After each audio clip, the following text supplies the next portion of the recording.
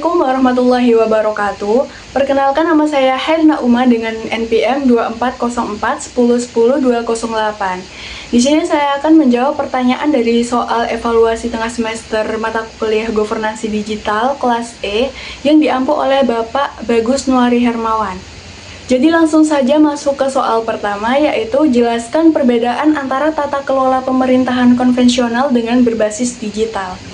Jadi perbedaan antara tata kelola pemerintahan konvensional dan berbasis digital sebenarnya cukup jelas kalau dilihat dari cara kerja dan interaksi dengan masyarakat.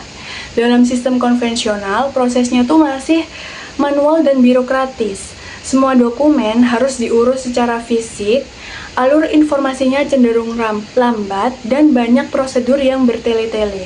Misalnya mengurus KTP atau izin usaha, dulunya tuh harus bolak-balik ke kantor, mengisi formulir kertas, dan menunggu lama karena semuanya tuh diproses secara manual.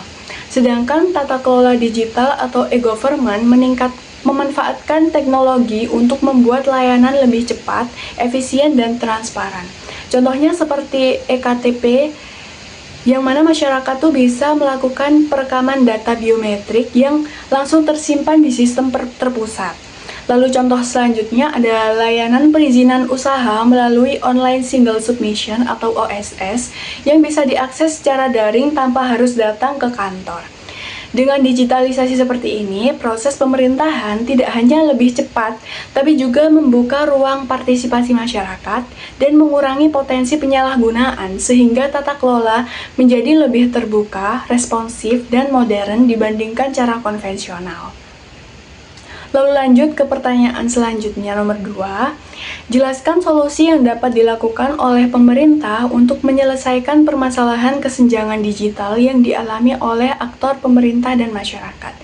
Menurut saya, untuk mengatasi kesenjangan digital antara pemerintah dan masyarakat, langkah yang bisa dilakukan pemerintah itu harus menyentuh beberapa sisi penting. Yang pertama, pemerintah perlu memperluas akses internet dan infrastruktur teknologi, terutama di daerah-daerah terpencil yang masih sulit sinyal atau bahkan belum terjangkau jaringan. Program seperti Palaparing bisa jadi contoh nyata dalam membuka akses digital bagi semua wilayah.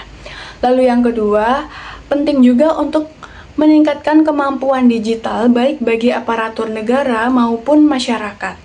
Pemerintah bisa mengadakan pelatihan, workshop, atau sosialisasi agar semua pihak paham cara menggunakan layanan digital dengan aman dan efektif. Lalu yang ketiga, dari sisi kebijakan, pemerintah perlu mendukung pemerataan digitalisasi dengan memberi bantuan perangkat subsidi internet atau menggandeng sektor swasta dalam penyediaan layanan. Selain itu, perlu juga ada edukasi dan pendekatan sosial supaya masyarakat tidak merasa asing atau tertinggal oleh perkembangan teknologi. Kalau semua langkah ini dilakukan secara konsisten, kesenjangan digital bisa berkurang dan baik pemerintah maupun masyarakat bisa sama-sama aktif dalam memanfaatkan teknologi untuk mendukung tata kelola pemerintahan yang lebih modern dan inklusif. Lalu lanjut ke soal ketiga. Sebutkan dan jelaskan tantangan apa saja yang dialami dalam implementasi e-government yang diterapkan di negara-negara berkembang. Jadi tantangan dalam penerapan e-government di negara-negara berkembang itu sebenarnya cukup banyak dan saling berkaitan. Pertama, masalah paling dasar ada pada infrastruktur teknologi yang belum merata. Masih banyak daerah yang sulit akses internet atau punya koneksi yang lambat, sehingga layanan digital belum bisa dijalankan secara maksimal. Lalu yang kedua, sumber daya manusianya juga masih jadi kendala. Banyak pegawai pemerintah maupun masyarakat yang belum terbiasa menggunakan teknologi atau belum punya kemampuan digital yang memadai. Lalu yang ketiga, dari sisi aturan dan kebijakan, seringkali belum ada regulasi yang jelas soal keamanan data, perlindungan privasi, atau sistem pelayanan digital yang terintegrasi antar instansi. Selain itu, ada juga tantangan budaya dan mentalitas karena sebagian orang lebih nyaman dengan cara-cara lama yang manual dan kurang percaya pada sistem berbasis teknologi.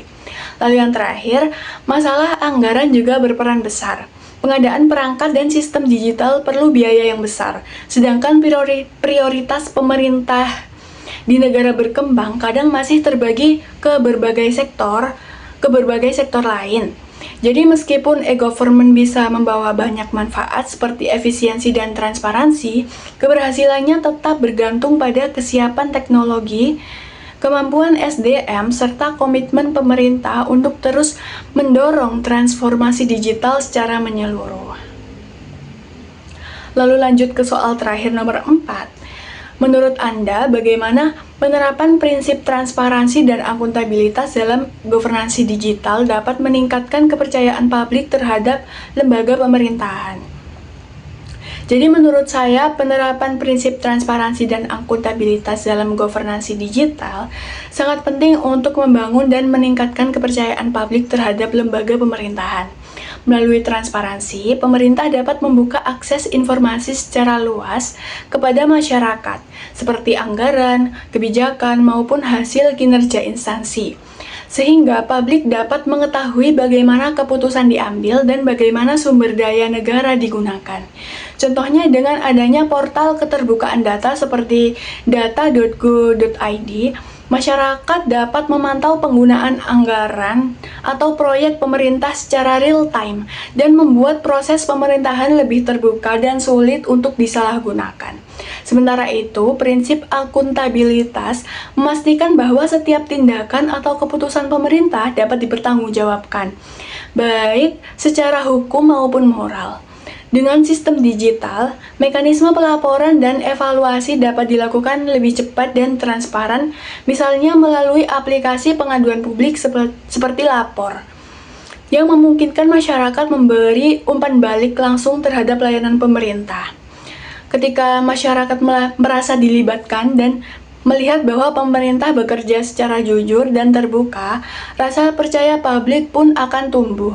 Jadi transparansi dan akuntabilitas bukan hanya soal keterbukaan data, tetapi juga tentang membangun budaya pemerintahan yang jujur, responsif, dan bertanggung jawab di era digital. Sekian dari saya, terima kasih.